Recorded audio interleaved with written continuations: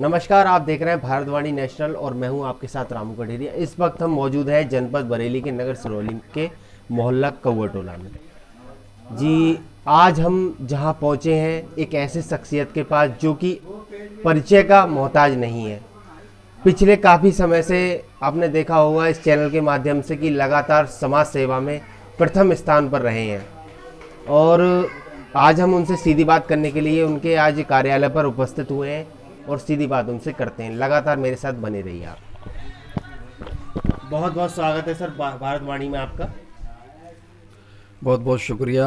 और मैं आपका तहे दिल से शुक्रिया अदा करना चाहता हूं कि आपने मुझे इस लायक समझा और जो भी आप मेरी विचारधारा अपने आपके चैनल के माध्यम से मैं पूरी, बल्कि कस्बा ही नहीं, मैं पूरे नगर सिरौली पूरे परिवार को मैं जो भी आप मुझसे पूछेंगे मैं पूरी जानकारी दूंगा। देखिए, चर्चाएं चल रही हैं परवेज जी कि आप चुनावी मैदान में नहीं उतर रहे हैं और लोग कह रहे हैं कि आप जो है कि मतलब चेयरमैनी का इलेक्शन नहीं लड़ रहे हैं, क्या कुछ कहेंगे? देखो सर, मेरा जो एक निजी तरीका है वो ये है कि देखो, सबकी अपनी अपनी फेस वैल्यू है।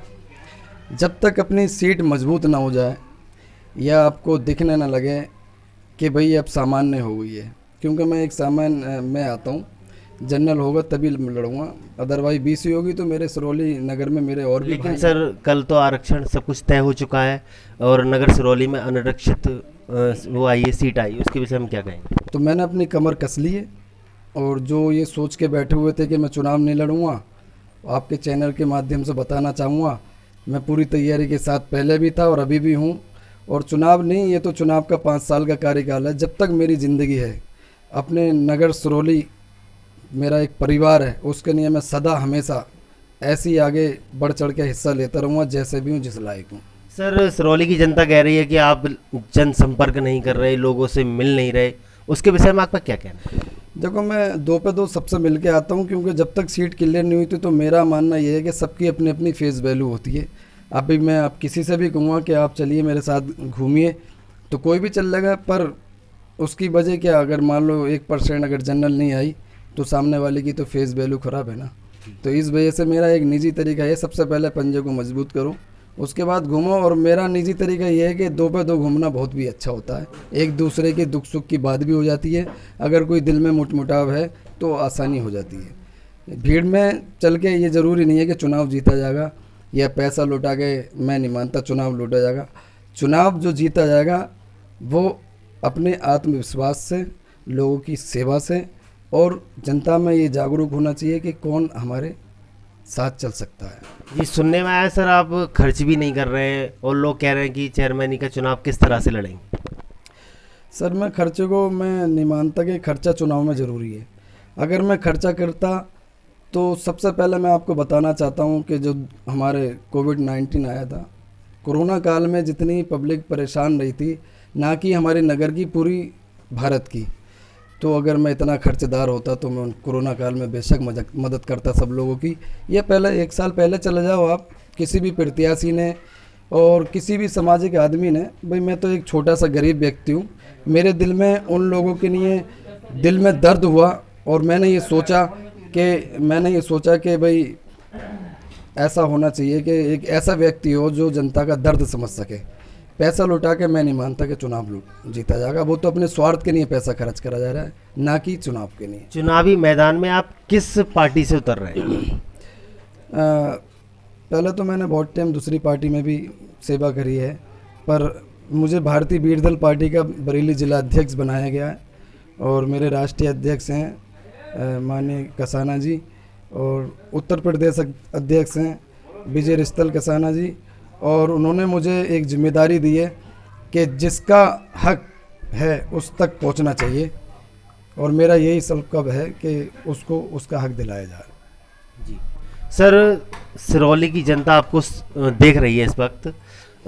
आप अगर सिरौली की जनता द्वारा अगर आपको चेयरमैन के रूप में चुना जाता है तो सबसे पहले आपका क्या कार्य रहेगा? सबसे पहले तो जो कस्बे के अंदर एक चेयरमैन के अंडर में आती है, साफ सफाई को लेके, पानी को लेके, रोड वगैरह हैं उसको लेके, जो ज़्यादा बातें करते हैं कि मैं ये कर दूंगा वो कर दूंगा, ऐसा मैं कुछ नहीं कहूँगा। पर हाँ, ज़्यादा से ज़्यादा ये कोशिश करूँगा कि जनता के हित में काम कर सकूँ। सर, सिरौली की स्वास्थ्य व्यवस्थाओं के बारे में क्या कुछ कहेंगे? स्वास्थ्य व्यवस्था बहुत ख़राब चल रही है। अब तक के मेरे ख्याल से पूरे क्षेत्र से ज़्यादा हमारे सिरौली के डेंगू के मरीज होंगे। डेंगू, मलेरिया, टाइफाइड वगैरह इस तरीके की शिकायतें आई हैं। तो ये सब जो है जगह जगह आप जाओगे गंदगी पड़ी हुई है, नगर द्वारा भी गंदगी पड़ी हुई है, कहीं ना कहीं अधिकारियों की ढील है। कुछ प्रत्याशियों का कहना है कि जो नवीन प्राथमिक स्वास्थ्य केंद्र है, जो पुराना ढांचा बना हुआ है, उसकी बिल्डिंग को तोड़वा कर नया बनाया जाएगा। उनके विषय में क्या कुछ कहना? काश वो कह रहे हैं। अगर इस मुद्दे को लेके मैं ज़्यादा बड़ी बात नहीं कर रहा।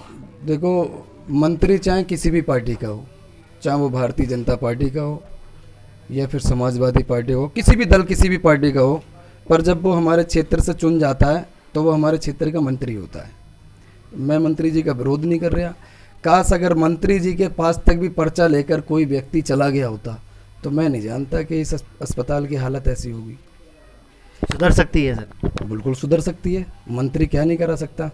पर जब आप कुछ कहोगे ही नहीं, लिख के ही नहीं दोगे, लिखित में नहीं दोगे, मुझे तो लगता नहीं कि सिरौली के जितने भी नेता हैं, सी ब्रिज से उस पार तक नेता हूँ या बगिया से उस पार तक हूँ, बस सिरौली के सिरौली में नेता हैं, वैसे तो कोई नहीं। मैंने तो अपने 2.5 साल के कार्यकाल में यही देखा है।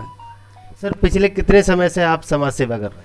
वैसे तो दिल्ली में लगभग 20 साल से मैं समाज सेवा करा रहा हूँ, और यहाँ आन के तो मैंने जब कोरोना काल में देखा जनता को कुछ ज़्यादा ही बेवकूफ़ बनाया जा रहा है, और जो उनकी ज़रूरतें उनको मिल नहीं रही हैं, और लोग जिनको ज़रूरत नहीं है उन सेवाओं का वो लाभ भी उठा रहे हैं, उनको कोई पता नहीं है। तो मुझे लगा कि कदम उठाना चाहिए, जिनका जो हक है उनको दिलाना चाहिए। और मैं आपके चैनल के माध्यम से कह देता हूँ, जो पहिया जाम पड़ा था, पहिया चल चुका है। सिर्फ मेरे जो कस्बे वास के, जो मेरे परिवार के लोग हैं पूरी नगर के, अगर थोड़ा सा भी धक्का दे देंगे तो इंशाल्लाह गाड़ी पार जाएगी। अगर पार नहीं जाएगी तो उस स्टेशन तक ज़रूर खड़ा कर दूंगा जहां जनता अपना हक मांगना चालू ज़रूर कर देगी। ये मेरा वादा है। सर, आरक्षण की स्थिति अब स्पष्ट हो चुकी है। अब आपकी चुनाव की रणनीति क्या कुछ रहेगी? कुछ नहीं, जैसे चुनाव लड़ा जाता है वैसे ही हम लड़ेंगे। बिल्कुल, पैसा ना हमारे पास है ना खर्च करेंगे। जो मेरे नसीब में होगा, जनता जिस रूप में मुझे मानेगी, मुझे स्वीकार होगा, चाहे वो हार के माध्यम से या जीत के माध्यम से। ये जनता का फैसला होगा, क्योंकि चुनाव जो होता है वो जनता पे होता है, ना कि मुझ पे।